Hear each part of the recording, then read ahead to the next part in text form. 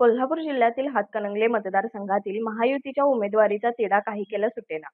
महायुतीकडून शिवसेना शिंदे गटाचे खासदार धैर्यशील माने यांना उमेदवारी मिळणार असे असताना अनेक फाटे फुटले. भाजपने हा मतदारसंघ मागितला, त्यामुळे महाडिक परिवारातील शौमिका महाडिक यांचे नाव पुढे आले आहे. दरम्यान खासदार धैर्यशील मानेंना पक्षश्रेष्ठींनी तातडीने मुंबईला बोलावले, त्यामुळे तर्कवितर्क सुरू झालेत. दरम्यान आमदार प्रकाश आवाडे यांचे सुपुत्र राहुल आवाडे मैदानात उतरले असून उमेदवारी द्या, अन्यथा अपक्ष मैदानात उतरणार असे सांगत शड्डू ठोकला आहे.